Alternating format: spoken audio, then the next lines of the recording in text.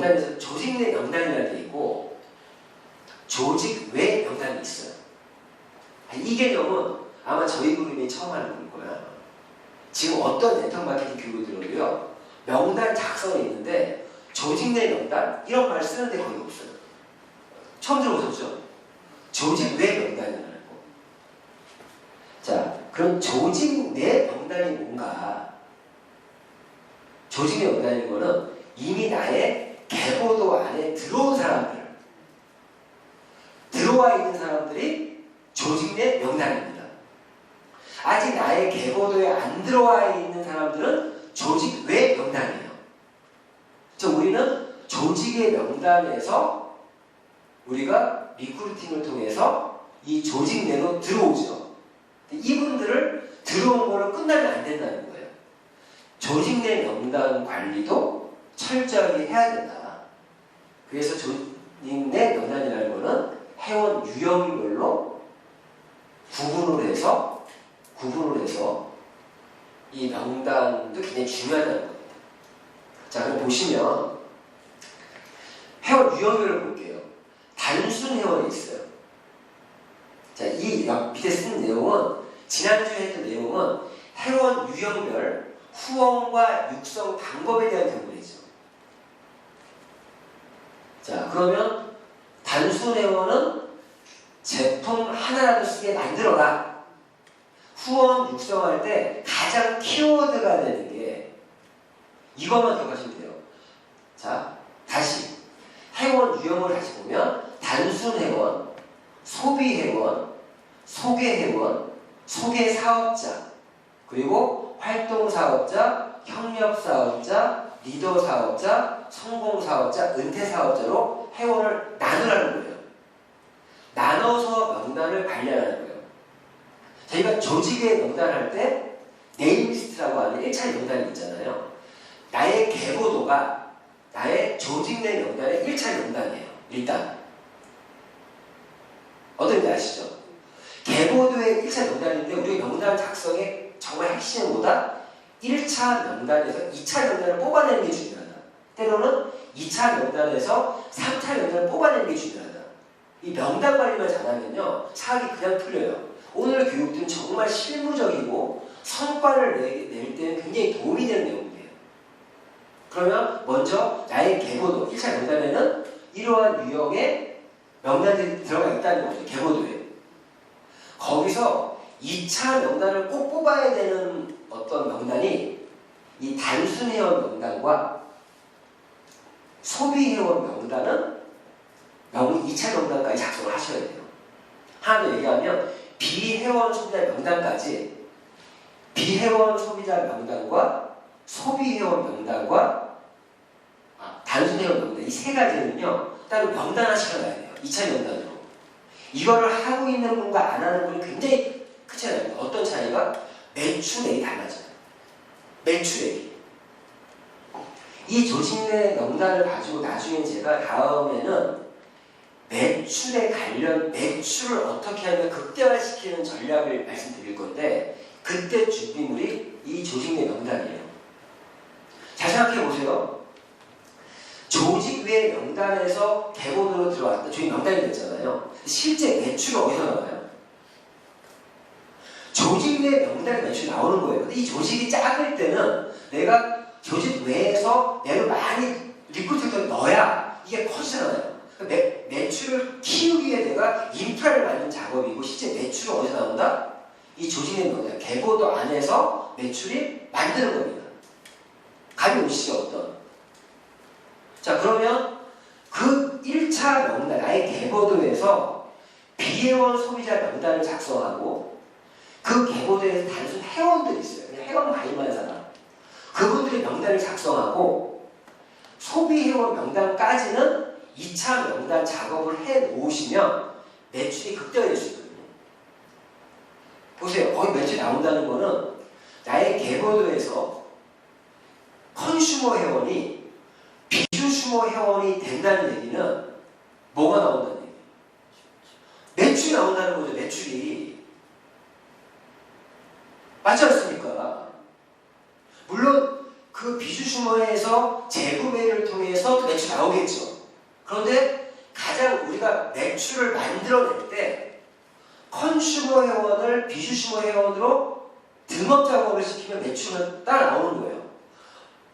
개인 실적이 0이었던 사람이 비슈슈머 회원이 됐다는 얘기는 얼마의 매출이 나왔다는 거죠? 50만 많이 나왔다는 거예요.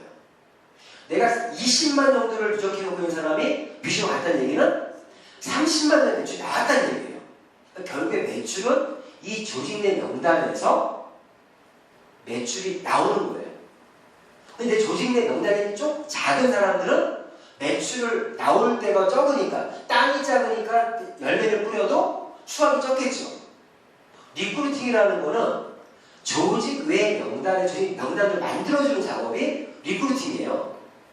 리크루팅은 나의 땅을 넓히는 작업을 하는 거죠. 땅을 많이 넓히고 거기서 내가 조직의 명단을 잘 관리해서 열매를 맺게 하는 게 매출을 일으키는 겁니다.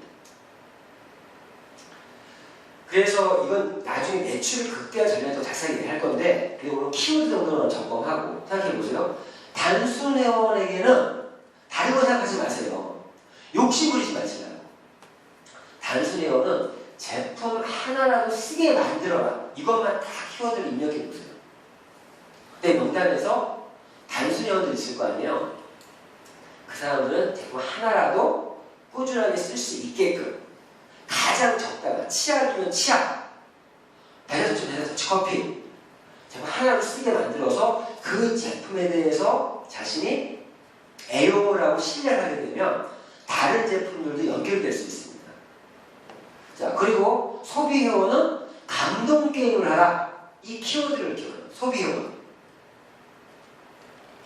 감동 게임은 어떤 게임이냐? 정말 그 사람 내가 공을 들여서 정말 AS부터 정말 소비자를 VIP 대접을 하면요, 감동합니다. 감동. 그래서 계속적인 평생 나의 고객으로 만들겠다는 마인드로 그분을 케어, 관리해 주시는 거예요. 그럼 이분들이 자연스럽게 소개를 해줘요. 감동을 받은 소비 회원은요, 자연스럽게 제품에 감동을 하면 입이 근질근질해서도 연결이 돼요. 나 이 제품 먹었더니 너무 예뻐졌어. 너무 건강해졌어. 우리 지금 이 제품에 대한 감동에 의해서 가장 많이 구정광고하시는 분이 누구세요? 우리 여기 앉아있는 이승현 선생님. 옆에만 가면 거품 물고 미네랄이 얼마나 좋은지 아세요? 해산이 얼마나 좋은지 아세요? 그러니까. 맞죠? 만약에 저분이 소비회원이라면 소비회원을 이승현 사장님처럼 만들면 소개회원이 그게 된다니까요. 맞죠? 그리고 제품만이 아니라 내가 정말 극진하게 그 사람을 지금 제품만 치약을 했을 뿐인데 평생 그걸 만들겠다 생각하고 그분을 관리하면 고마워서라도 누구를 소개시켜 줍니다. 그러면 나에게 소개회원으로 넘어가는 거죠. 이런 분들은 우리한테 되게 고마운 분들이잖아요. 사실은 쉽게 얘기하면, 구두로 얘기하면 찍새 역할을 해주는 분들이야. 찍새. 근데 그때 내가 찍새 역할 내가 준비되어 있어야 되는 거예요. 내가 딱새가 준비되어 있어야 되는데 내가 준비되어 있지 않으면 아무리 찍어줘도 구두를 엄청 찍어갖고 왔는데 닦는 사람이 없습니다. 그래서 우리가 이 ABC라는 부분이 되게 중요한 부분이 그런 부분인데, 자, 소개회원이 이 소개회원들은요, 사업의 계기를 만들어라. 이 키워드가 들어가셔야 돼요. 이분은 감동을 했고 한 번만 어떤 계기가 줘서 한번 탁 쳐주면 사업에 대해서 적극적으로 참여할 수 있는 그런 사람이 될 수 있습니다. 결국 사업의 계기를 만들어주는 건 누가 한다? 내가 하는 거죠. 내가 준비되어 있으면 할 수 있어요. 그리고 이분이 소개사업자에 대해서 사업 들어왔으면 이분한테 소개사업자는 소개사업만으로 수익을 창출시켜라. 어차피 한옥 사장님이 이러한 경우일 수도 있어요. 한옥 사장님은 약간 비정기적으로 좀 출근하시는 분이잖아요. 그런 분들이 소개사업자예요. 그러면 한옥 사장님이 소개사업만 열심히 할 수 있게끔 저희가 도와주는 거예요. 소개사업을 열심히 하는 건 뭐예요? B 역할을 하는 거예요. B 역할. A 역할, 우리 뭐 김웅숙 사장님, 박영수 사장님, 임 사장님이 A 역할을 해주는 거죠. 그래서 이 C를 연결만 해주면 그것만으로 하우 사장님이 돈이 되게끔 만들어주면 하우 사장님이 사업에 대해서 어떤 참 내가 진짜 한번 올인해봐야겠다 이런 마음을 먹을 수 있겠죠. 중요한 포인트는 수익을 창출시켜요. 이때 소개사업자는 아직까지는 비즈니스 브릿지 역할을 할 줄 아는데 비즈니스 메이드 역할을 하지. 아직 준비가 안 돼. 왜? 비정규직으로 나오다 보니까 트레이닝이 부족하잖아요. A 역할을 하기에는 좀 부족하다는 거죠. 그런데 불구하고 우리가 다 같이 도와줘서 수익을 만들어주는 거겠죠. 그 이외에 이제 활동사업자는 팀워크를 통한 시스템 중에서 알게 하라. 협력사업자는 팔로우십과 리더십을 가르쳐라. 리더사업자는 멤버십 경영을 알려줘라. 성공사업자는 복제사업에 집중시켜라. 은퇴사업자는 빅머니 프리타임을 즐기며 이 제일 좋은 키워드 아닙니까? 상속을 준비시켜라. 상속. 내 가족 중에 내 사업을 물려받을 사람을 이제 그때 그런 분을 리크루트하는 거예요. 그래서 이 부분은 조직 내 명단이라는 거는 다른 의미가 아니라 내 계보도가 조직 내 명단이고 그 계보도 안에서 명단화를 시켜야 된다. 그게 나중에 매출과 직결이 된다. 라는 부분을 말씀드리는 거예요. 자, 그러면 조직 내 명단이 확장되려면 뭘 잘해야 돼요? 조직 외의 명단을 활용해서 리크루팅을 해야 이 명단이 커지겠죠. 제 사무실은 조직 내 명단이 저는 현재 요즘에 봤더니 17,000명 정도 되더라고요. 근데 17,000명 중에 이러한 위험들로 나누니까 그 중에 이제 탈퇴 회원도 있고요. 여기는 없지만 탈퇴 회원도 있고 탈퇴 회원도 무시하면 안 돼요. 탈퇴 회원은 다시 재가시킬 수도 있다는 얘기예요. 사실 여기에 들어있지 않지만 여기에 안 들어와 있는 것 중에 하나가 그런 이제 아예 계보대에 안 들어왔지만 중간 단계로 비해온 소비자도 있고요. 그리고 탈퇴 회원들도 있어요. 그리고 또 어떤 사업자가 있다? 휴면 사업자, 휴면 회원도 있죠. 휴면. 자고 있는 사람. 아직 탈퇴가 안 됐는데 살아있는 코드가 있어. 여기에는 들어가지 않으면서 단순 회원 정도 매출은 그전에 했었는데 불구하고 단순 회원 정도 남아있는 사람들 있죠. 그런 사람들이 휴면 회원이죠. 사실은 휴면 회원이나 탈퇴 회원까지도 그분들을 명단화 시켜놔야 돼요. 그분들까지도. 어떤 문제 아시겠죠? 그런 것도 여기다 늘 필요는 있겠는데 나중에 정리하고 할 때, 조직 명단 얘기할 때는 그것도 필요하겠네요. 실제. 자, 그래서 조직 내 명단을 확장시키는 방법은 조직 외의 명단을 활용해서 리크루팅하는 거다. 그러면 이 조직 외의 명단에서 제일 중요한 이거죠. 자, 제가 그랬죠. 가망의 명단 이전에 어떤 명단이 있다? 1차 명단, 네임 리스트. 자, 그 네임 리스트는 일부 요즘은 적지 않는 옛날 적었어요. 100명, 200명 적게 했거든요, 예전에는. 요즘 적을 필요 없고요. 휴대폰에 있는, 카카오톡에 있는 그 명단이 나의 1차 명단입니다. 1차 명단. 그 명단이 이름만 쫙 있잖아요. 그 네임 리스트. 자, 참고로 제 카카오톡에는 제가 지금 그 명단이 3,000명이 넘게 있어요. 그 1차 명단. 그거를 네임 리스트라고 한다. 그 1차 명단이 일단 기본으로 있고, 우리 김용희 사장님이 직장을 끝나면서 또 후라후라 왔습니다. 박수 한번 쳐주세요. 우리 미라클 점프 컨퍼런스의 백은상을 받을 수 있는 우리 김용희 사장님. 자, 그래서, 자, 지금 말하는 거 잘 들으셔야 돼요. 1차 명단이라고 해서 표현하는 거는 휴대폰에 있는 명단. 2차 명단이다. 그 명단에서 2차 명단이 강한 고객 명단입니다. 저 김우숙 사장님 명단이 없는 줄 알았는데 며칠 전에 김우숙 이 명단이 아니라 아예 명단 노트를 만드셨더라고요. 명단, 노트를. 그 되게 좋은 방법인 것 같아요.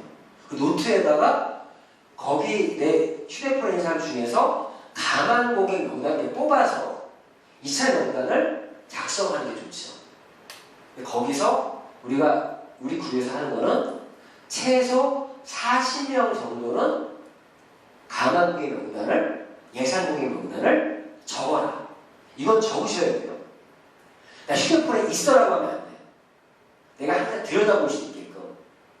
이 명단, 저는 항상 갖고 다닙니다. 이 명단.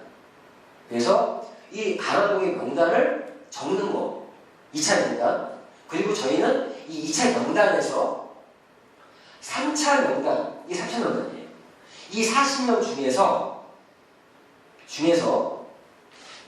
컨택을 하면 하고 넣는 거예요. 여기 컨택할 사람이 아니에요. 집중 컨택 있으지만 강한 고객 명단에서 내가 컨택을 해야만 넣을 수 있는 거예요. 여기 이미 컨택을 한 사람이야. 어떤지 아시겠죠? 그래서 사실 20명 이상은 내가 컨택을 넣으라는 얘기입니다. 그리고 그 컨택을 하면 무조건 넣는 게 아니라 컨택을 하고 나서 내가 집중 컨택을 해야겠다라고 하는 사람들을 여기로 옮긴 작업을 하는 거예요. 그러면 여기 40명에 20명이 여기로 옮겨지겠죠. 20명은 비었죠.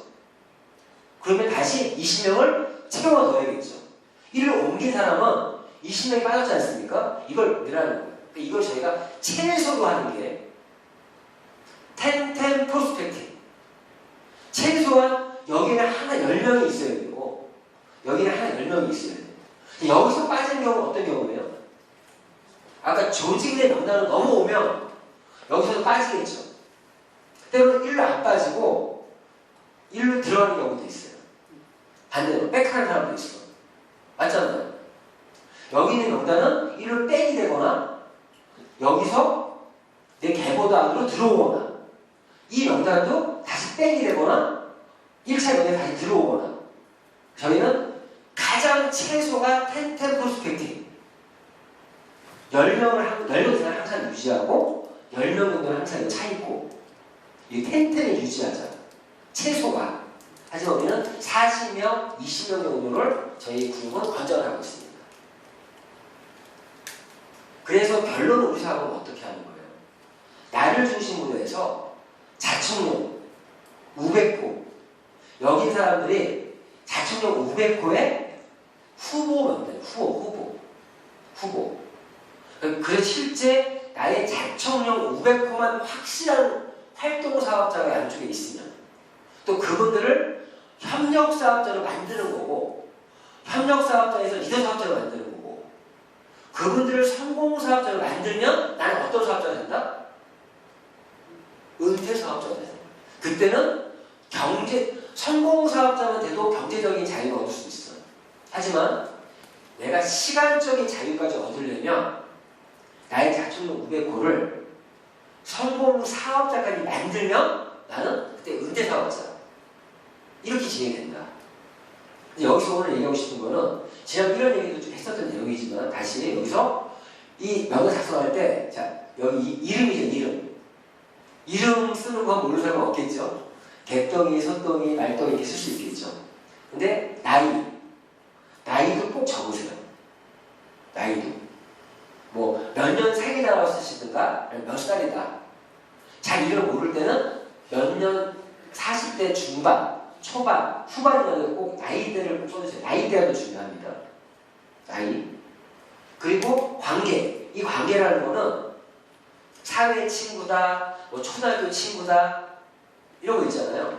그걸 약자로 뭐 초등학교 동생은 초동, 사회 사지, 그렇죠? 사회 지인이다. 그 관계를 써요. 가족이다. 이 관계는요. 관계에서 나로부터 갔을 때 나로부터 가장 가까운 관계에 놓여 있는 사람이 누구죠? 가족이잖아요. 그러니까 가족도 구분하셔야 돼요. 가족도 친가, 외가, 처가 이렇게 구분하셔야 돼요. 가족도. 그럼 가족만 적어도요. 사실은 엄청 많아요. 이 가로등 명단에 적으면 잘 보시면 나름대로 가족이 있는데 친가, 외가, 처가까지 적었어요. 처가까지. 자, 그러면 가족다움을 가장 가까운 관계에 있는 분들이 어떤 사람이에요? 중마고, 또 아니면 베스트 프렌드. 그렇죠? 그런 사람들이 가장 가까운, 나와 관계에서 가장 가까운 사람들이죠. 가까이. 그러면 나서 그 이후에 보면은 초등학교 친구, 아니, 어떻게 유치원 때 친구, 초등학교 때 친구, 중학교 때 친구. 자, 중학교는요, 중학교 친구와 중학교 동창은 달라요. 중학교 동창은, 자, 예를 중학교도 중학교 선배, 중학교 동기, 중학교 후배, 중학교 친구. 친구는 그 당시에 같은 학교에 아니었지만, 그때 중학교 시절의 나의 친구들. 이런 식으로 생각하면요, 적을 사람 엄청 많아요, 사실은. 어떤 의미인지 아시겠습니까? 예전에는 1차적으로 적게 했던 이유가 이런 식으로 관계를 생각하면서 적어보라고 했던 거예요. 그러면 제가 휴대폰에 있는 게 1차 명단이 원래 아닌 이유가 거기에 전화번호가 없는 사람도 있어. 그 예전에 네임리스트 다 적게 했던 게 전화번호가 없는 사람들 딱 적어서 그 사람들을 찾아봐라 그런 미션을 해줬어요. 저는 이 사업하면 되게 좋았던 게 보면은 나의 기억에 잊혀지는 그런 친구들을 많이 찾았습니다. 그러니까 사업을 떠나서 내가 얻은 건 엄청 많은 대인관계와 그런 사람들을 많이 얻게 됩니다. 제 이 사업이 아니었더라면 이미 평생 못 만날 수도 있는 사람들이 많았다는 거죠. 제가 이런 식으로 떠올리면서 명단들을 적었더니, 그래서 휴대폰 명단만 1차 명단이 아니라 사실은 편리는 하지만 휴대폰이 없는 사람 명단을 따로 적어보시는 거는 사업을 떠나서 진짜 내 인생에서 진짜 인생 네임리스트를 만들 수가 있다. 저 이런 얘기 하거든요. 사업을 성공 못해도 그것만 얻어도 하나의 가치를 얻을 수 있습니다. 자, 어쨌든 관계라는 거는 중학교 친구, 중학교 선배, 중학교 동기, 중학교 후배 막 떠오르는 사람들이 있죠 지금. 중학교 시절의 친구, 그리고 고등학교, 대학교, 남자들은 또 뭐냐? 군대, 선임병, 후임병, 동기, 또 사회. 사회 친구들도, 사회 지인들이 있지만, 사회에서도 또 구분하면요, 어떤 동호회, 무슨 동호회, 등산 모임, 교회에서 만난 사람들, 사회에는 또 엄청 그룹들이 있어요. 그룹들이. 그것을 그룹별로 가장 적합한 사람을 한 명씩을 찾아내는 게 중요합니다. 나 고객이 많다는 게 똑같은 그룹에서 여러 명 오는 게 중요한 게 아니라 똑같은 그룹에서 한 명, 다른 그룹에서 한 명, 서로 모르는 이러한 층이 많아야 내 인맥층이 넓은 거예요. 인맥층. 그리고 사실 거기서 한두 명만 대표를 만들면요, 그 멤버들은 전부 다 나의 조직도에 들어올 수 있는 확률이 높습니다.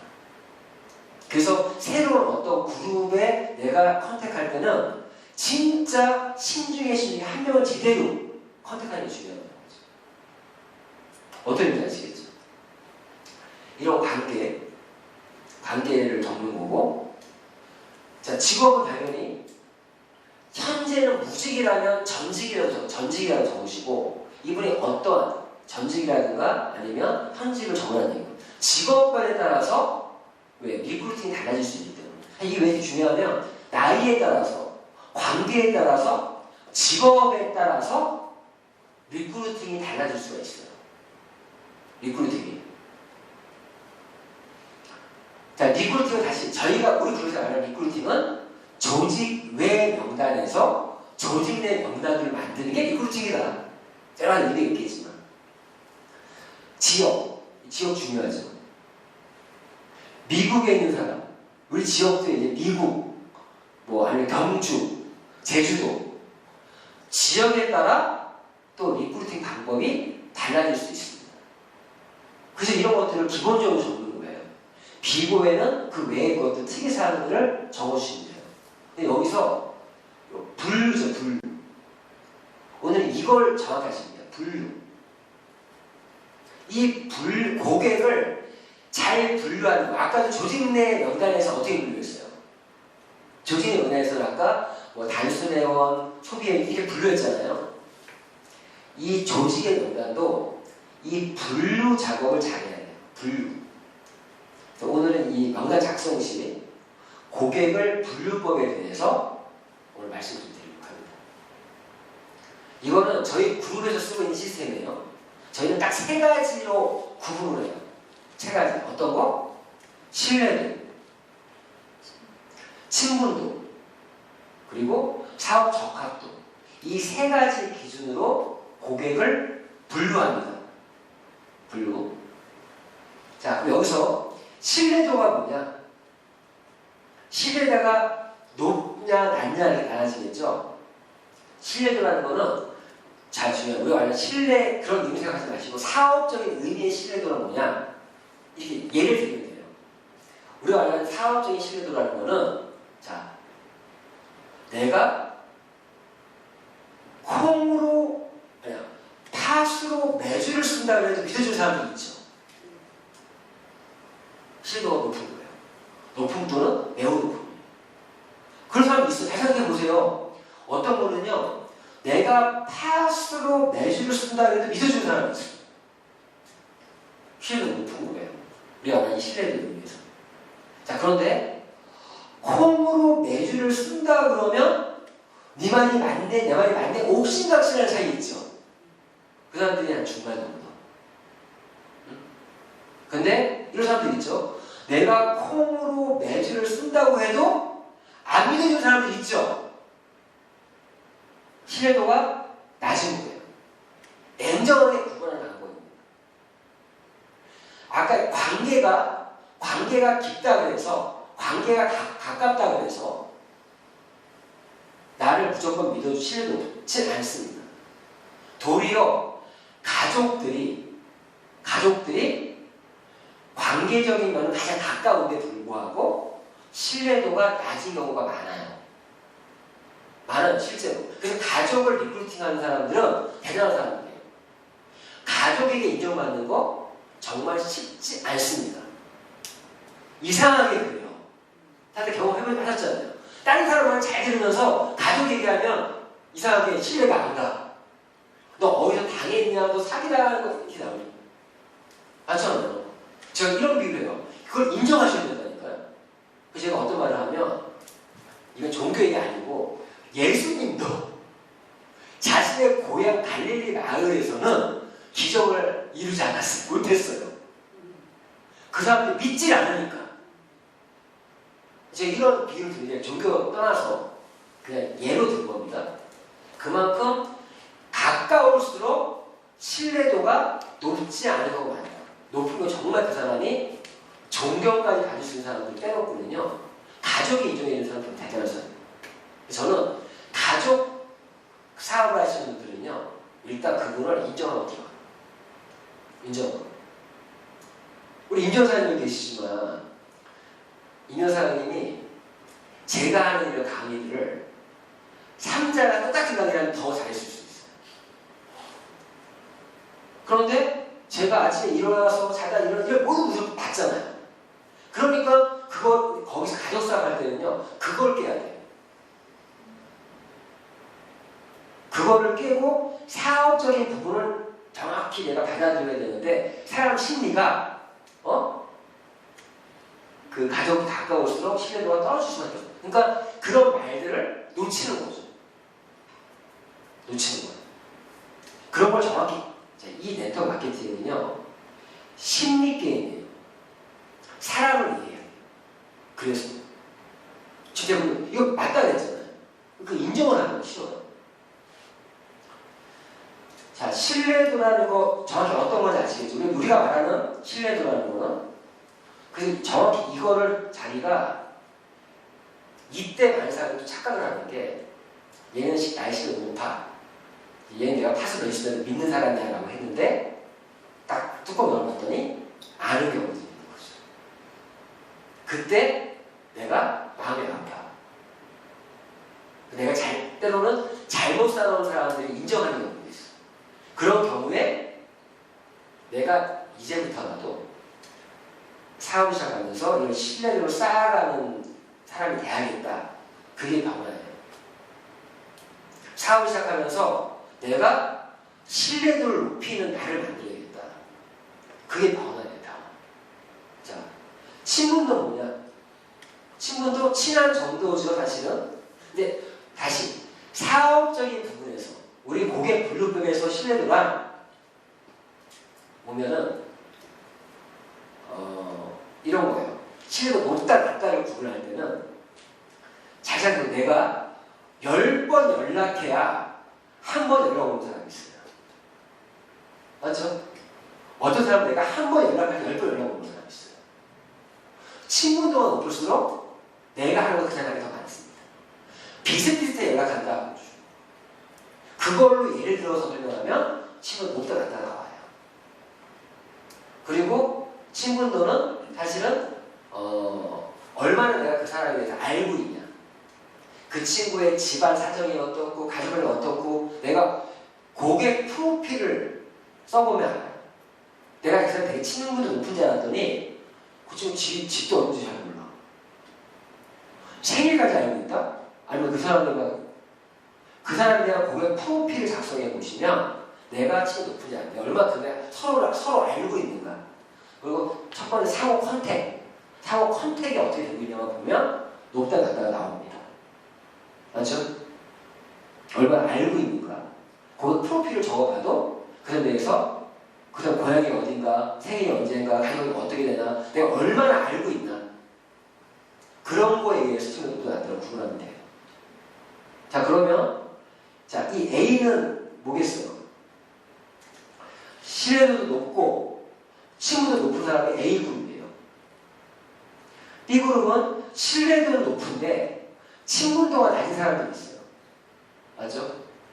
잘 모르는 B그룹이에요. C그룹은 신뢰도 낮은데 친분도 높은 사람들. 여기 가족들이 많아요. 가족들. 이 B그룹은요. 콜드 컨택으로 만난 사람들은 B그룹이 또 많아요. 잘 안 친한데 사업적 연결된 사람이 있잖아요. 그런 사람들이 B그룹이 많고요. D그룹. 신뢰도 낮고 신뢰도 낮은 사람들. 언제든지 나를 삭제할 수 있는 그런 사람들. 네 가지의 그룹으로 구분을 해라. 거기서 적합도는 이거예요. 저희 사업에 적합한 정도. 자, 사업 마인드가 있냐 없냐? 약속 시간이 막 제대로 없어. 낮은 거죠. 우리가 말하는 성공자의 모습에서 이 사람이 성공자의 어떤 조건들을 많이 갖추고 있는가. 자기가 어떤 그 삶의 미래에 대한 어떤 준비를 하고 있는가라든가. 맞죠?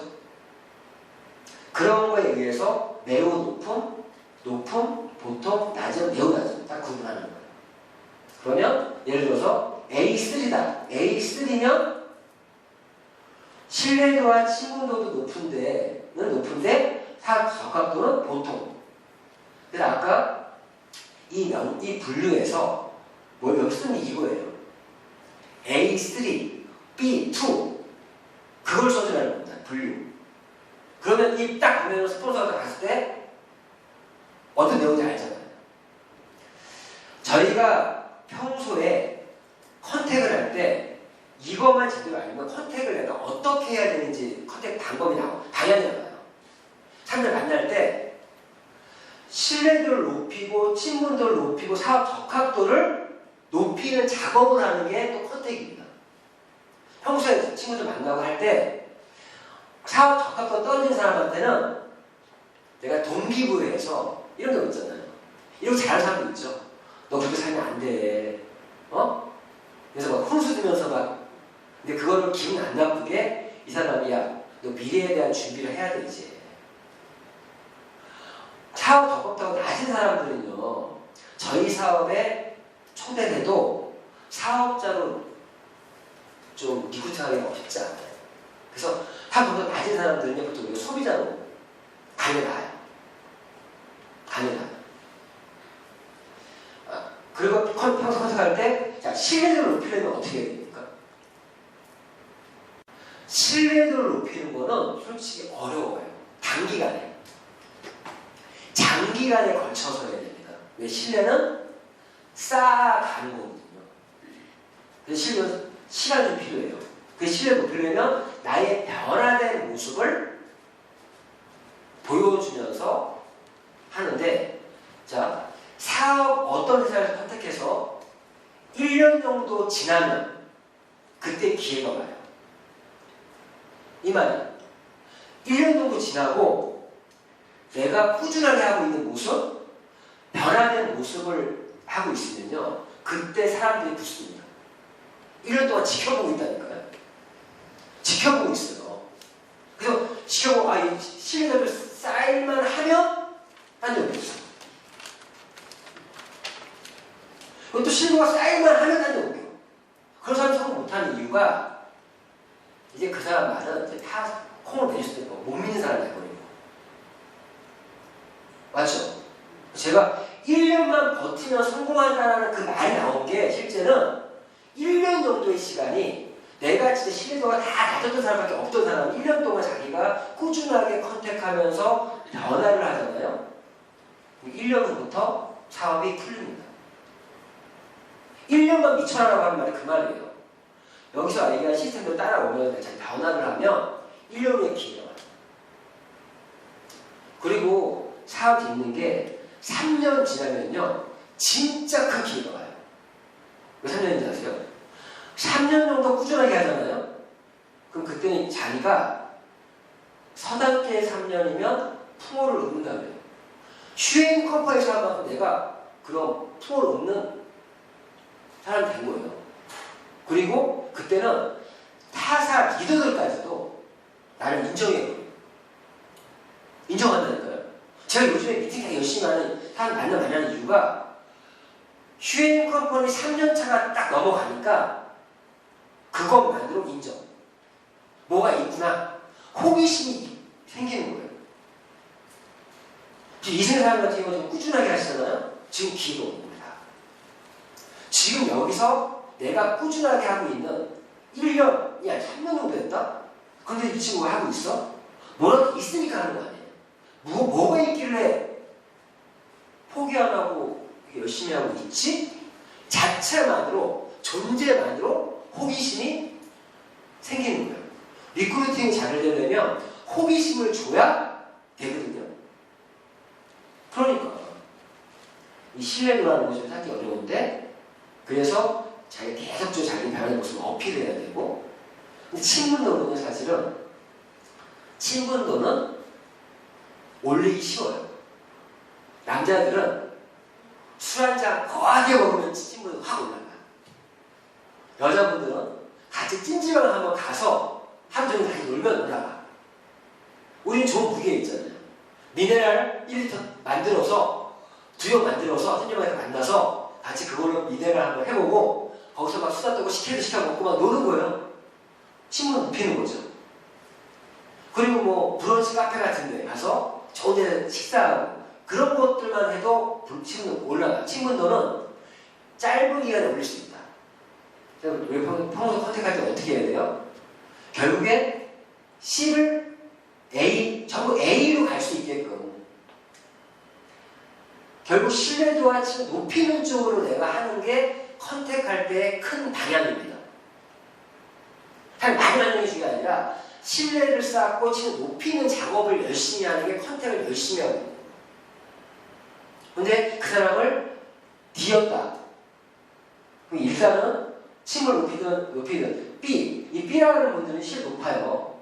이분들이 어떻게 이렇게 연결된 사람들 있죠. 그런 사람들은 안 친하니까 실은 높아. 예를 들어 요즘에 바이럴 마케팅이나 이런 카카오톡 이런 거 SNS 통해서 연락 오시는 분들 있죠. 그분들은 나를 신뢰하니까 연락이 오는 거예요. 사실. 실은 나죠. 그런 분들은 꼭 친분을 높이는 작업이 동시다발적으로 진행되면서 사업을 해야 돼요. 사업 적합도도 아까 성공자의 그런 부분을 그 사람이 변화 모드로 만들어주는 거. 그 사람이 타이밍이 아닌 이유가 변화 모드가 아직 안 되는 사람들이 있어요. 그렇죠? 자, 실제 리크루팅은 A 또는 B등급, A나 B등급에서 사업 적합도가 1등급, 2등급 정도에 있는 이 사람들을 초대하시면 성공 확률이 엄청 높습니다.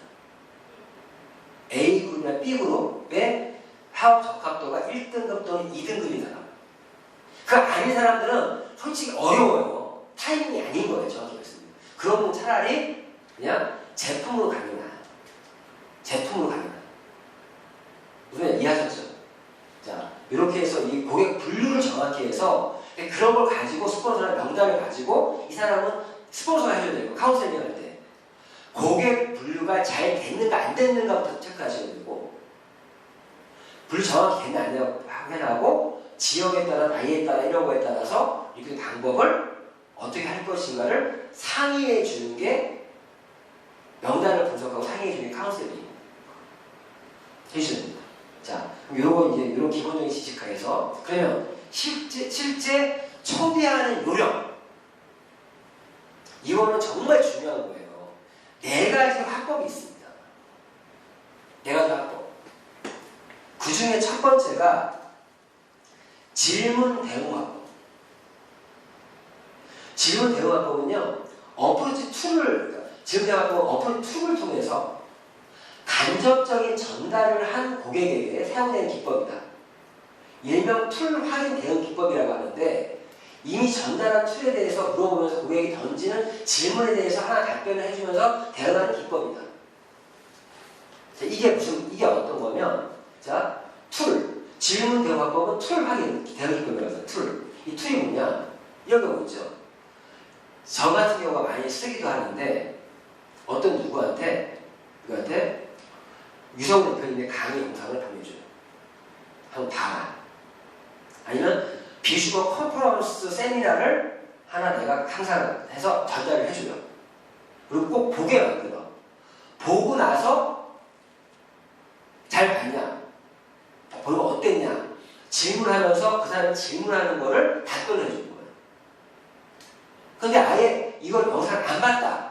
이 사람은 벌써 아예 관심이 없는 거야. 맞죠? 근데 보게끔 만드는 것도 스킬이에요, 사실. 그래서 이런 툴들을 활용해서 어떤 책자를 준다거나 책을 빌려준다거나 그래서 이건 사실 부담이 없죠. 던져주는 거니까.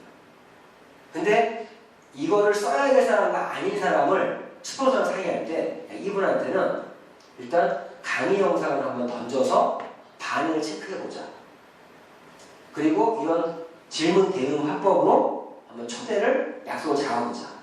그래서 내가 요번 같은 경우도 저는 영상을 이렇게 딱 보내줘서 자, 강사가 되는 종류 뭔지 아세요? 나의 강의를 보내줄 수가 있어.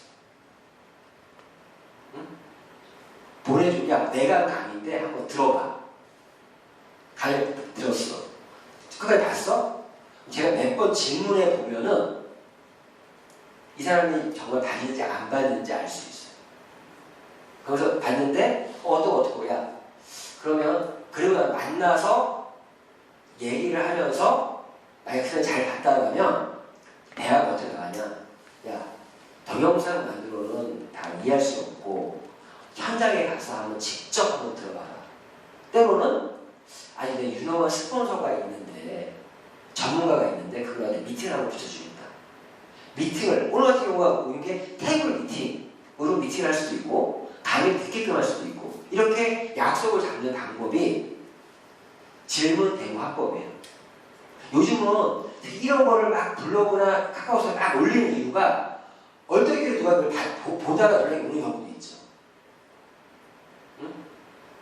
실제 저희 그룹에서는 10명에 7, 8명이요. 이거 뿌린 것 때문에 엄청 많아요.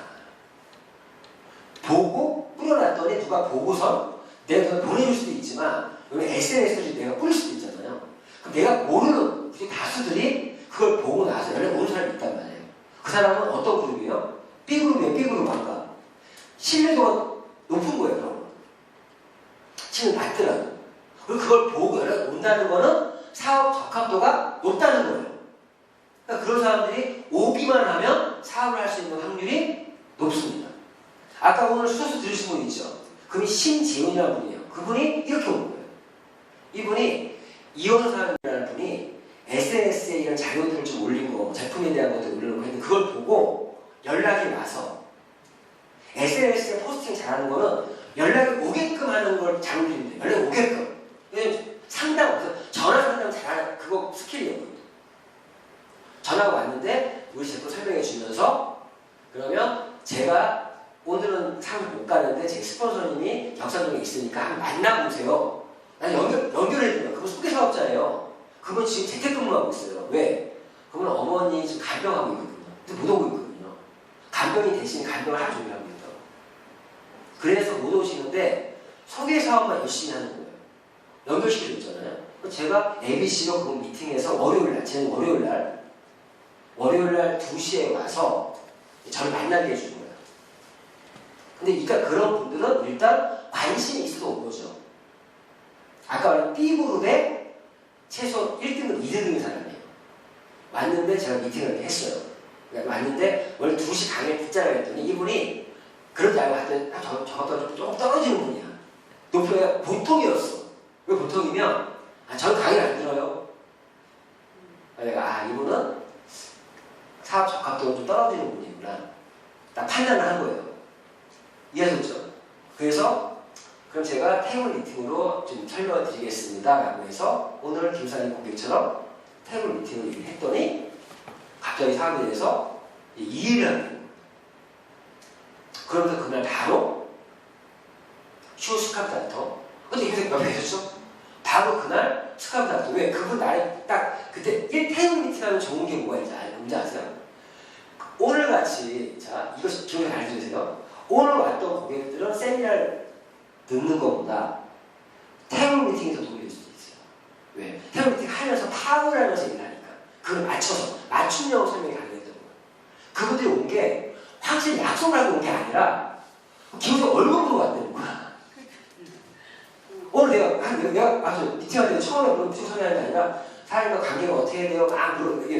이 프로필에 내가 딱 파악을 한 거예요. 근데 들었잖아요. 그런 경우가 스폰서가 되게 힘든 미팅이에요.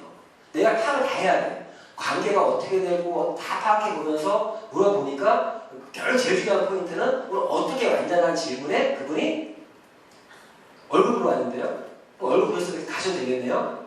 농담을 얘기를 했는데 제가 이왕 오셨으니까 제가 한번 했더니 이제 쭉 들어보니까 그전 회사에서 관계도 있고 이런 사업을 해봤다는 거네요. 그래서 이 사업에 대한 제가 고정관념을 조금 깨주면서 그런 걸 하고 나서 설명을 했단 말이에요. 들으셨죠? 그런 거 삐역 옆에 들려 가 들으면서 그걸 어떻게 대응을 하고 있구나. 그런 게 스킬이거든요, 사실은. 근데 그럴 때 초기한 사람을 다른 사람이 같이 안 듣는 거예요. 같이 몇 번 정도 참여하면 내가 그걸 내 걸 만들 수가 있는데 그건 교육으로 안 돼요. 근데 여러 개 내가 같이 들어야 내가 배울 수 있는 거거든요. 무슨 얘기 하셨습니까? 때로는 그럴 때 때로 기세사님이라든가 방송사님들 같이 듣는 게 좋아요. 때로는 오늘 여기 역할 분담하느냐고 김재현 사장님 뭐 하시라고 내가 빼줬지만 같이 듣는 게 좋은 게 그래도 상위 스폰서가 어떤 식으로 고객과 미팅을 하는가 잘 다루는 게 테이블 미팅 같은 경우. 그래서 그런 애들 있잖아요. 아무튼 그 신재훈이라는 분은요. 오늘날 와서 그런 테이블 미팅 해가지고 제가 그때 미팅할 때 딱 보니까 머리가 별로 없어. 그러니까 스카프 닥터를 쫙 강하게 치면서 하니까 스카프 닥터에 제품을 꽂혀버리니까 제품을 구매했고 그냥 그 중에 체험 패키지를 이해를 시키고 체험 패키지를 이해하니까 사람 관심을 보이더라는 얘기죠. 그때 느끼는 거는 이 사람은 사업자 타입이구나. 근데 그때 체험 패키지에 대해서 관심이 안 보이면요 사업자 타입이 아닌 거예요. 그러면서 그날 좋았던 게 우리가 매주 월요일날 고객을 초대하면 되게 좋습니다.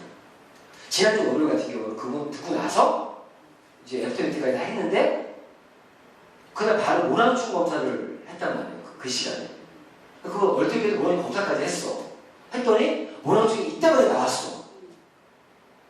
그거 닥터큐 사고 싶어가지고 그날 사실 그분이 이제 작은 창원상 하면서 추석 닥터원 구매하셨는데 몇 며칠 있다가 바로 돈 준비해 와서 바로 오자마자 닥터부터 구매하시 오자마자. 그분이 수요일날 오셔서 간호사님하고 임여사님하고 둘이 닥터, 요즘 우리가 스컬 닥터를 가지고 또 헤나를 가지고 두피관리 프로그램을 만들었거든요. 이번에 가서 실제 시술해주면서 두 분이 그분을 딱 했어. 그래서 이번 주 수요일날 또 할 거 2차 할 거거든요. 두 분이 직접 시술하고 그분이 변화된 걸 보면은 더 제품 확실히 낫겠죠. 거기다가 헤나 전문가니까. 헤나로 독소제거까지 하면서 자, 그분은 닥터 두피를 하지만 자연스럽게 지금 닥터 큐 제품도 구매했죠. 그리고 나서 헤나 얘기했죠. 헤나. 그러니까 그분이 조만간에 헤나까지 구매해서 헤나 두피 디톡스도 하고 싶죠. 근데 그날 두피 그 케어해줄 때 사용했던 게 스케일링 트리트먼트와 트리니트 슈 샴푸와 딥토닉을 또 썼어. 이런 제품도 있네? 이것도 자기가 사고 싶은 목록이 되는 거야. 그러니까 그거 하나로 이렇게 연결되죠. 하나 연결되고. 그러면서 그분이 토요일날 또 후속 조치로 토요일날 SRS를 들어왔어. 근데 왜 들어왔냐? 사장님, 사업을 사장님이 한번 해보실 거면 토요일날 SRS를 한번 꼭 들어봐라. 이제는 교육을 안 된다는 분이 들어왔어. 그 토요일날 들어보니까 그날 뱃살 더치커피 제품 특강이 있었어. 그걸 딱 듣더니 또 커피 꽂혀버렸어. 이게 왜 중요하냐면 신규는요. 우리가 스타트할 때 요즘 많이 하는 10-10 스타트 미션이라고 지금 합니다. 10-10이 뭐냐? 10명의 비회원 소비자와 10명의 소비회원 만들기 스타트, 시작하는 미션. 그 미션을 할 때 제일 중요한 게 뭐야? 제품을 체험하고 학습해야지 내가 전달할 수 있을 거 아니에요. 그분은 지금 과정을 겪고 있는 거예요. 그러다가 오늘 또 왔어. 네 번째. 오늘 뭐 하냐? 항상 다음에 올 때 이런 게 있습니다라고 확실하게 목적을 갖고 오게끔 해주는 거예요. 오늘 와서 휴리온 제트가 들었어. 그랬더니 이제는 휴리온과 휴자 미네랄까지 꽂혀버렸어. 오늘 나한테 뭐라고 하지 않았어요? 가시면서 동생이 식당을 하고 있는데 식당 지금 저물가 고민하고 있는데 이 식당을 아예 샵을 만들어야겠다. 이만하대요. 크기가. 그래서 건강식품 전문 샵이 이렇게 만들어. 그렇게 됐죠. 어떻게 알아? 맞죠? 그리고 고민까지 하는 거죠. 그리고 슈리온이라든가 저거를 지금 어떤 사람을 지금 바로 소개할 사람을 전부 다 뽑는 거예요. 제가 이런 과정을 지금 말씀드린 게 그분 같은 경우가 이 툴 몇 개 던진 것 때문에 오게 된다는 거예요. 근데 왔을 때 이게 준비되어 있는 시스템이 있으니까 이분이 지금 만들어지는 거예요. 아직까지도 저는 그분을 사업자로 안 봐요. 후속 관리 고객으로 보고서는 지금 케어를 하고 있는 거고 이제 이번 수요일날 와서 대표님 멘토 특강도 듣기로 했어요. 그래서 이제 마지막 제가 클로징이냐 후속 관리 고객에서 이제 다 끝내고 소비자냐 사업자냐로 나눠주는 게 클로징입니다. 사업자로 출발하면 그때 필요한 게 출발 미팅. 출발 미팅을 해서 그때는 제가 어떤 걸 얘기할 거냐 신규 오리엔테이션 프로그램을 짜줄 거예요. 코칭 프로그램. 짜주고 나서 그분이 그 프로그램대로 이제 트레이닝을 넘어갑니다. 트레이닝. 이게 순서예요. 이해하셨습니까? 자, 아무튼 초대요원 중에 이 방법. 이게 젊은 친구들이 많이 활용하죠. 근데 이거는 뭐 요즘에 유튜브 다 보내는 거 다 할 줄 알잖아요. SNS를 활용을 많이 못하더라도 내 아는 지인들한테 이 툴 할인 대응 기법으로 내가 던져볼 사람들도 있다는 거예요. 그리고 두 번째가 직접 초대화법. 직접 초대화법.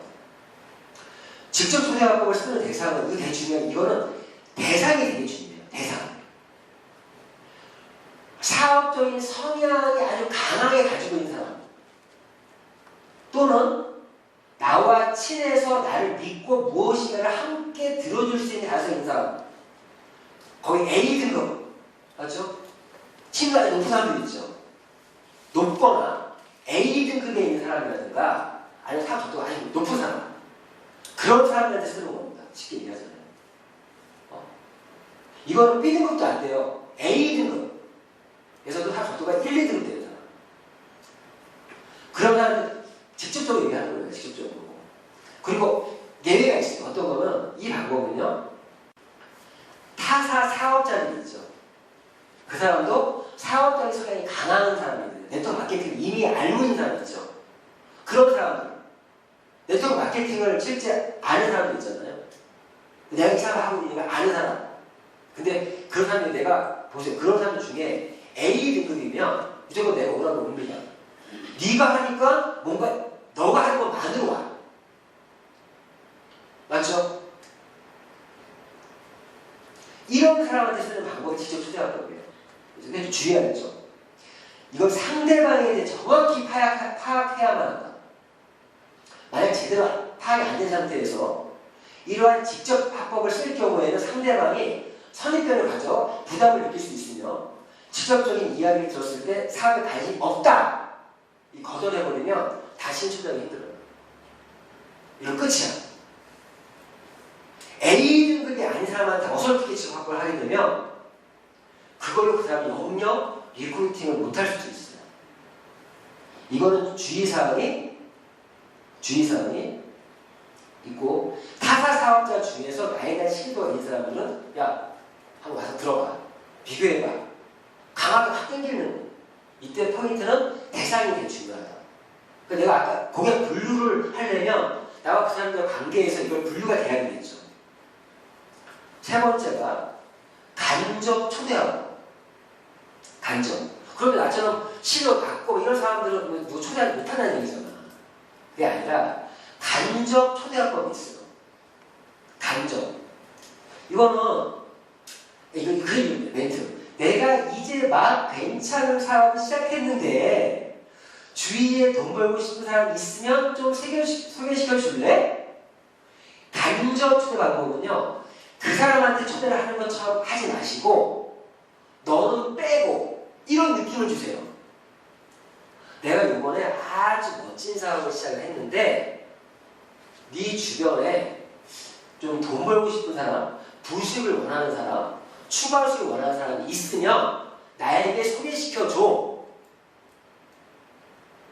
근데 그 사람이 난데? 또 이럴 수도 있어요.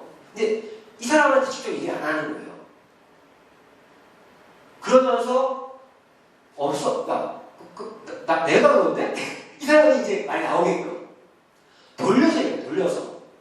근데 김사님 얘기하는데 아까 이런 얘기했죠. 아까 김사님 들으실 거예요. 그분한테 했던 말이 김사님이 얼굴 보라고 했는데 사실은 김사님이 최근에 저와 사업을 시작한 지 얼마 안 됐는데 사장님에게 이걸 보여주고 싶은 것 같아서 초대한 겁니다. 이렇게 설명했던 거 기억나시죠? 그러면서 간접적으로 많이 못했지만 간접적으로 내가 쳐준 거예요. 이런 게 간접화법. 내가 부업으로 일을 하나 시작하려 하는데 그냥 내가 또 이런 거 내가 할 수 있겠는지 너도 여기서 한번 들어봐 줄래? 이거 많이 쓰는 방법이잖아요. 이거 사업 초기 때 많이 활용할 수 있는 거예요. 사업 초기 때. 내가 이거 막 시작했을 때 안 쓸 수 있어요. 내가 준비 안 됐을 때 내가 사업 1년을 했어도 1년 전에 이 사람 한 거를 모르는 사람들 있잖아. 내가 이 사람 하는지 모르는 사람들한테 써볼 수 있죠. 그 사람한테 내가 1년 했지만 그 사람한테는 나 최근에 아주 멋진 사업을 하나 찾았는데 부업을 시작했는데 직장인들 리크루팅 쉬운 게 이것 때문이에요. 직장인들은. 나 최근에 직장인들이 쉬운지 아세요? 리크루팅이? 초대가? 변화 모드 만들 수 있는 거야. 나 요즘에 직장생활 열심히 하고 얼마 벌고 이렇게 하고 있는데 그래도 힘들어. 항상 돈이 부족해. 그 친구 나도 그래. 공감되는. 그래서 나 얼마 전에 부업을 하나 시작했어. 그런데 내가 할 수 있는 일인지 너가 직접 이거 하는 거 같이 하자가 아니죠. 그때 직접 합법하면 안 되는 거예요. 그때 나랑 A 등급이면 그때 직접 합법으로 너도 같이 했으면 한번 알아봤으면 좋겠다. 이거 직접 합법이에요. 근데 가정 합법은 있는데 너가 한번 내가 일 하나 했는데 한번 들어봐 줄래? 라든가 부업을 시작했는데 나처럼 이런 부업을 원하는 사람을 소개시켜 줄래? 이렇게 얘기하는 게 가정화법이에요. 이런 식으로. 그래서 이 어필을 해서 그 사람을 하여금 사업에 적은 간접적인 입장에서, 직접적인 입장이 아니에요. 입장에서 그 사람의 반응을 보고 후원, 리크루팅을 하는 겁니다. 이 화법 네 가지를 이거를 스폰서 상의할 때 이 사람한테는 이런 화법으로 초대라는 약속 잡아보자. 이걸 상의해줘야 되는 거예요, 스폰서. 네 번째 방법이 이거죠. 자문 초대 방법. 이거는요, 나보다 센 사람. 그런 사람도 있죠. 내가 어려운 사람이 있죠. 나보다 좀 어려운 사람. 나보다 객관적으로 나은 위치에 있는 사람 있잖아요. 연봉 1억 벌고 있어. 응? 이 방법이요. 자문 초대. 제가 엄청난 사업 아이디어를 만났는데 사장님께서 저게 경험이 훨씬 많은 이시니까 분석 좀 해주시면 해달라. 분석해달라. 이 방법은 사실은 타사 리더들 영입할 리크루팅할 때 이 방법 쓰면 좋아요. 사장님이 이 사람의 경험이 진짜 리더시니까 한번 와서 객관적으로 분석해달라. 자문을 얻는 것처럼. 있죠? 때로는 부모들이 자식을 리크루팅할 때도 이 방법 많이 써요. 내가 정말 이런 게 있는데, 야, 너가 똑똑하니까 와서 한번 분석 한번 해줘라. 때로는 자식의 부모님을 또 리크루팅할 때 이 방법 써요. 아버지, 어머니, 제가 이번에 어떤 걸 하는데 아버지가 오셔서 한번 분석 한번 해줘서 내가 할 말 있으니까 한번 조언해달라. 나보다 뭔가 되게 센 사람들 있잖아요. 뭐 학식이든 돈이든 뭐 어떤 관계적인 면에서 그 사람을 티업해주면서 아이들 티업해주면서 내가 쓰는 방법인 거예요. 이게 어떤 방법인지 아시겠죠? 조언해달라. 사람은 이런 마음이 있어요. 티업을 해주고 조언을 구하는 것처럼 얘기하면요, 우리 한국 사람들은 특히나 오점이 넓어서 내가 한번 그냥 알아봐 줄게, 분석해 줄게, 좀 이런 게 사람들이 있거든요. 그걸 활용해서 초대하는 방법이에요. 그래서 이러한 네 가지 학번, 이거 정확히 이해하셔야 됩니다. 이거 밴드레어 매뉴얼에 있거든요. 거기 그걸 다시 읽어보시면서 네 가지 학법을 내가 정확히 이해하셔야 돼요. 그래서 적절하게 대상에 따라 어떤 학법을 해서 초대 약속을 잡는 겁니다. 이렇게 학법을 해가지고 초대 약속을 잡을 때 핵심 포인트는 이때 약속을 이끌어내야 될 거 아니에요. 이끌어내야 되죠. 여러분, 우리가 사업적으로 어포인트먼트잖아요. 약속 잡기. 그럼 이런 얘기가 오고 가다가 아까 툴을 보냈더니 보고 나서 그러면 너가 실제 현장에 와서 한번 들어보겠냐? 그래, 한번 내가 다음 주 정도에 한번 시간 내볼게. 이렇게 얘기한다고. 알죠? 그때 구체적인 시간을 정해서 질문해라. 이때 저는 이렇게 바꿨어요. 자, 이번 주 어때? 이번 주 어때? 그럼 그 친구가 이번 주는 바쁘고 다음 주? 일단 주로 얘기하는 거예요. 다음 주 정도가 좋을 것 같아. 이번 주에 괜찮을 것 같아. 던지면서 하는 말이 나는 월요일이나 수요일이 괜찮은데 꼭 두 개를 얘기해 주는 거예요. 나는 월요일이나 수요일 날 2시가 좋은데 나는 뭐 언제 몇 시가 좋은데 이렇게 얘기를 해줘야 그 친구가 선택을 할 수 있게 해주는 거예요. 근데 이걸 안 하면요 다음 주가 내년 돼요. 제가 얼마 전에 다른 타사 리더를 할 때 막 서로 얘기하다가 꼭 둘이 할 말이 있어요. 얘기하다 보면은 처음 본 사람이에요. SNS에서 만났어. 얘기하다가 사장님, 우리 한 번은 거기는 직급의 리더야. 나는 휴행급의 리더. 서로 이제 리더로서 얘기하다가 사장님, 우리 한번 얼굴 한번 보시죠? 그랬더니 그러죠? 거기서 끝나면 안 돼요. 그래 진짜 볼까요? 진짜 봐요. 사장님, 다음 주 어때요? 다음 주 저 화요일이나 목요일 정도는 저 괜찮을 것 같은데. 왜? 저희 화요일이나 목요일하고 컨택 위주로 하니까. 화요일, 목요일 괜찮을 것 같은데. 이게 던지면 그럼 화요일, 목요일이고 화요일 괜찮을 것 같아요. 이렇게 해서 성사가 되는 거지. 다음에 꼭 기회 되면 배워. 그리고 깜깜무소식. 포인트는 구성의 시간을 정해서 다음 주 언제 2개 정도를 던져주는 거예요. 그리고 좀 화요일에 보기 좋은데 이왕이면 저는 낮 시간이 좋아요. 이런 식으로 좁혀주는 거. 이걸 잘 못하시는 분들이 많더라고요. 약속 이끌어내는 거. 컨택은 엄청 열심히 하는데 약속을 못 끌어내. 약속을. 그리고 초대를 하면서는 역시 절제가 제일 중요해요. 절제. 내가 이 항목으로 할 때 약속을 잡다 보면 분명 상대방 궁금증을 가지고 물어볼 거거든요. 무조건 물어봐요. 초대 약속을 잡더라도 거의 대부분이 막 질문을 하거든요. 이때 빠지면 안 돼. 야, 다음 주에 오기로 했어. 막 질문하거든요. 내가 다음 주에 오기로 했으니까 막 내가 또 얘기를 하면 안 돼. 절제. 이상 질문하는 거는요. 사실은 궁금해서가 아니라 어서 빨리 내가 그 초대에 응하지 않는다고 말할 수 있는 빌미를 줘.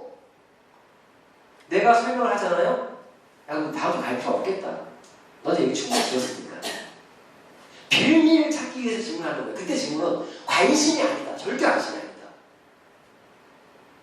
무슨 얘기 하셨죠? 그래서 딱 물어보면 야, 내가 너한테 이렇게 설명을 할 수 있는 거면 내가 가자고 초대하지도 않지. 정말 전문가들 있으니 같이 거기 가서 한번 해보고 한번 들어보자. 자, 전화상으로 할 얘기는 아니다. 얼굴 보고 얘기하자. 그냥 얼굴 보자. 절제를 해줘야 돼. 회사는 어디대? 야, 뭐 이렇게 궁금한 게 많아. 회사 얘기 안 하는 게 좋아요. 휴행 컴퍼니. 휴행 말하는 순간 휴행 컴퍼니 쫙 두들려 버려. 나도 그 조사해 봤더니 휴행 컴퍼니 그렇더라. 회사 얘기 하는 거 아니에요. 오기 전까지 얘기하는 거 아니에요. 어찌 오늘처럼 이 교사님 잘하는 거일 수도 있어. 묻지만 초대도 때는 나쁘지 않아요. 묻지만 초대는 준비되어 있으면 가능해요. 야, 밥 한 개 먹자. 얘는 밥 먹자, 이게 포인트. 밥 먹자. 그거 말 쓰잖아요. 12시 완전 밥 먹다가 너 오후 시간 어때? 시간이 딱 확실히 비었다가 싶으면 너 오늘 오후 시간 좀 빼라. 왜? 묻지 마. 너 시간 이때네 지금. 이때네. 너 나한테 오늘 한 2-3시간 시간 빼. 그럴 때 철저하게 스폰서랑 상의하고서는 들어오게끔 해서 아까처럼 테이블 미팅을 이렇게 해야 돼. 그 사람은 세미나에 넣어버리면 안 돼요. 이해하셨어요? 그런 경우에는 스폰서랑 미팅을 해서 스폰서가 얘기해서 세미나를 듣게끔 한다거나 그런 사람들은 세미나 직전에 오면 안 돼요. 최소한 1시 반 전에 와서 간단하게 미팅을 해서 거기서 이 세미나를 듣게끔 할 건지 테이블 미팅을 할 건지 결정시켜야 된다. 이런 경우들 결제라는 거.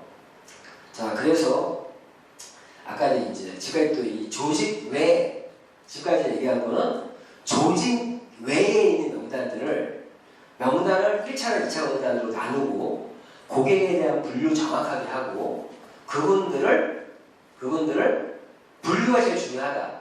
분류하고 나서 이런 4가지의 초대 화법으로 초대를 하고 약속을 잡고 그럼 그 다음에는 이제 초대한 이후에 어떻게 하는 방법은 또 나중에 얘기하는 초대 ABC에 대한 거 나중에 할 거고요. 이렇게 오고 나서 결국 이런 사람들이 어떻게 돼요? 나중에 잘 결과 좋으면 다시 조직 내 맞죠? 조직 내 명단으로 들어오자는 얘기죠.